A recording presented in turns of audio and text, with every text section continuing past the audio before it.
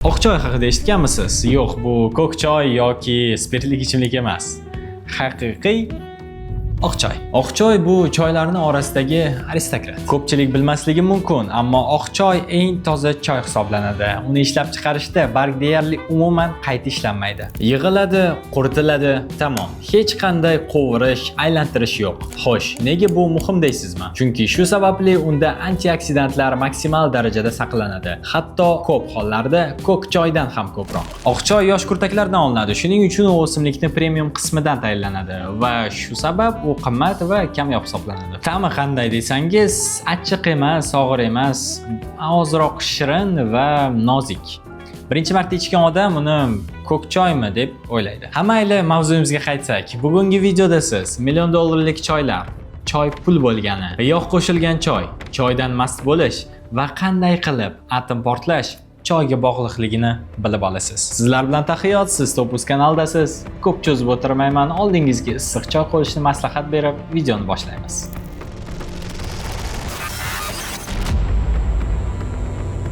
Choy o'zi nima? Bu oddiy qilib aytganda o'simlik bargidan tayyorlanadigan issiq ichimlik. Quritib, ba'zida qovurib tayyorlanadi. Shunday bir teoriya ham borki, agar bir quritilgan choy daraxti tagidagi xitoylik odam o'sha eski zamonlarda o'tirganda va suv qaynatgan idishga barg tushmaganda, bizda hozir choy bo'lmas edi. Lekin bu bor yo'g'i bir taxmin. Ana endi sizlar bilan $1 million choylar haqida gaplashamiz. Da Hong Pao. To'g'ridan to'g'ri tarjima qilinganda katta qizil kiyim degani. Bu choy Xitoyda Huangshan tog'laridan kelib chiqqan. Hozirgi kunga kelganda bu choyning 1 kilosi $1,200,000 gacha borishi mumkin. Nega unchalik qimmat? Chunki oz qolgan va tayyorlash uslublari yo'qolib ketgan. Keyingisi bu puer, antikvar choy. U ham Xitoydan Yunnan degan joydan. Hozirgi kunga kelib bu choyni bir marotaba damlash sizga $10,000 dan oshiqqa tushishi mumkin. Bu choyni vinoga tenglashtirsak bo'ladi, chunki qanchalik eski bo'lsa, shunchalik qimmat. Ba'zi bir Xitoy oilalarida bola tug'ilganda bu choyni investitsiya qilib sotib olishar ekan va bola katta bo'lgandan keyin bu choyni sotib, uning puliga to'yni o'tkazishar ekan. Yellow Gold Tea, ya'ni oltin qo'shilgan choy. Bu choy tegi Singapurdan kelib chiqqan va hozirgi kunda uning kilosi narxi $3,000 dan oshishi mumkin. Nomidan tushungan bo'lsangiz kerak, bu choyning ichida oltin bor, kam miqdorda albatta. O'zi choylarning turini ertalabdan kechgacha muhokama qilsa bo'ladi. Men o'zim qiziqarli deb hisoblagan choylarni sanab o'tdim.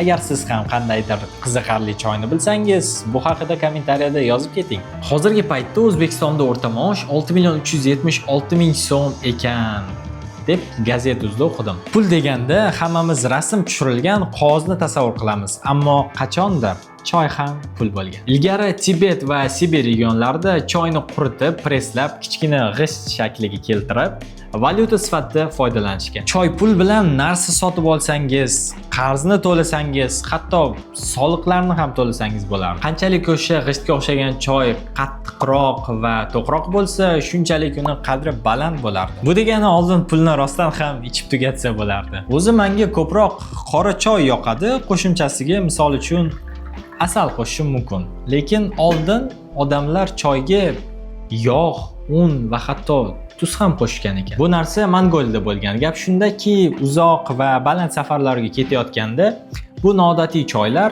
odamlarga jon saqlashga yordam bergan. Ular sho'rva kabi bo'lgan. Endi esa yana bir juda qiziqarli mavzuga keldik. Choydan mast bo'lish. Yo'q, oddiy choydan siz mast bo'lib qolmaysiz. Buning uchun sizga maxsus choylar kerak bo'ladi. Lekin buni hech kimga maslahat bermayman, chunki yana Topuz aytdi deb yurmanglar. Nega o'zbeklar choy ichadi? Bilmadim, qonimizda bo'lsa kerak. Chunki choy bu mehmondo'stlik. Bekorga dasturxonda avval choy ichamiz deyishmaydi. Va yozda +50 havo darajasida issiq choy ichishga nima yetsin. Aytgancha, Telegram kanalimga O'zbekistondagi eng yaxshi choylarni reytingini tashlab qo'ydim. Agar qiziq bo'lsa o'tib ko'ring. Balkim siz ichadigan choy ham shu yerda bordir. Endi oxirgi mavzuga ham keldik. Choy va atom portlash. 1945-yilda Yaponiyaning Hirosima shahriga atom bomba tashlangan. Portlashdan keyin ba'zi joylarda choy daraxtlari yashab qolgan va hatto yana barg chiqara boshlagan. Bu odamlarni hayratda qoldirgan. Keyin bir rivoyat tarqadi. Ba'zi omon qolganlar ko'k choy ichgan va o'zlarini yaxshiroq his qilgan. Shundan keyin gap chiqqan. Choy radiatsiyadan himoya qiladi. Bu rostmi desangiz, to'liq ilmiy isbot yo'q. Lekin ko'k choyda antioksidantlar ko'p va ular hujayralarni himoya qiladi. Shuning uchun olimlar aytadi, choy to'liq radiatsiyani ketkazmashi mumkin, lekin organizm tiklanishiga yordam beradi. Qisqa qilib aytganda, atom bomba hamma narsani yo'q qildi, lekin choy tabiatning kuchli ramzi bo'lib qolgan. Ana choy ham sovidi. Videoni tugatish vaqti keldi. Sizlar bilan Taqiyot, siz Topuz kanalida edingiz. Xayr. Kofe bormi? Keyingi videodan javob kir bo'lmasam.